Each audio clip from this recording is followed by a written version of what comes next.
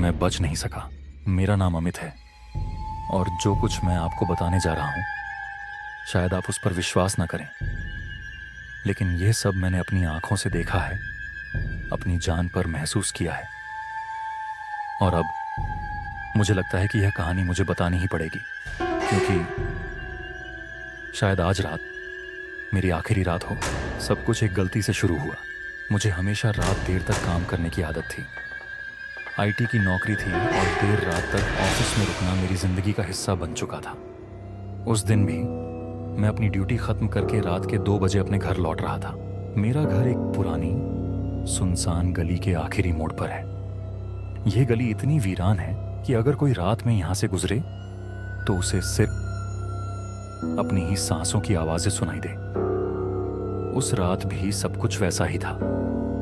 मैं अपने घर की तरफ बढ़ रहा था जब मैंने देखा वो लड़की, वो पतली दुबली लड़की, लंबे काले बाल, सफेद कपड़े पहने मेरी गली के मोड़ पर खड़ी थी। अजीब बात यह थी कि वो बिल्कुल भी हिल नहीं रही थी। मेरा दिल जोर से धड़कने लगा, लेकिन मैंने खुद को समझाया शायद कोई खो गया होगा या किसी का इंतजार कर रही होगी। मैंने धीरे से पूछा, तुम यहां क्या कर रही हो? वो कुछ नहीं बोली। उसका सिर झुका हुआ था, जैसे उसने मेरी बात सुनी ही ना हो। मुझे अजीब लगा। मैंने एक कदम उसकी ओर बढ़ाया और तभी उसने अपना चेहरा ऊपर उठाया। मेरा खून जम गया। उसका आधा चेहरा जला हुआ था, जैसे किसी ने उसे जिंदा आग में झोंक दिया हो। आंखें बिल्कुल खाली, जैसे उनमें कोई रोशनी ही ना बची हो। फिर एक हल्की, ठंडी, मरी हुई सी आवाज आई, मुझे घर जाना है। मेरे पैर जमीन से चिपक गए। मैं हिल भी नहीं सका। लेकिन तभी उसने अपने हाथ से एक पुरानी जर्जर हवेली की तरफ इशारा किया।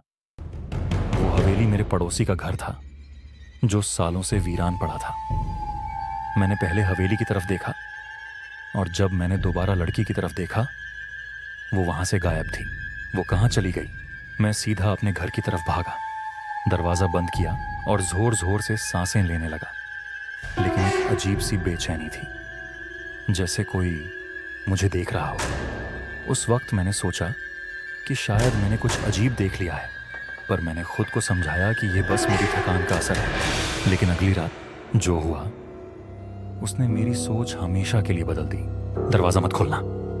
अगली रात ठीक 2 बजे जब मैं अपने बिस्तर पर लेटा था, तभी दरवाजे पर दस्तक हुई।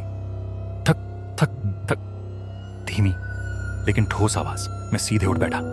इतनी रात को कौन हो सकता है? फिर एक कमजोर जली हुई आवाज आई, मुझे घर जाना है। मेरा शरीर ठंडा पड़ गया। मैं अपनी जगह जम गया। फिर दरवाजा अपने आप धीरे धीरे खुलने लगा। मैंने अपनी आंखें बंद कर लीं।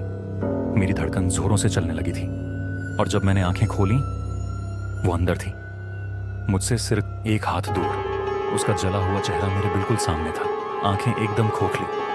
उसके होंठ हिले और उसने कहा, तू वापस आ गया। और फिर सब कुछ काला पड़ गया। अब मैं कहाँ हूं? अगर आप ये कहानी पढ़ रहे हैं तो शायद मैं अब जिंदा नहीं हूं। लोग कहते हैं जो भी उस लड़की को देखता है वह फिर कभी नहीं दिखता।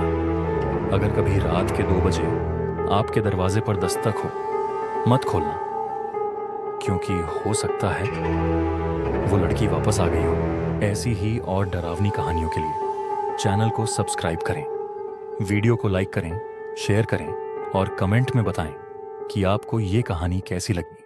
बेल आइकन दबाएं ताकि अगली खौफनाक कहानी आप मिस न करें।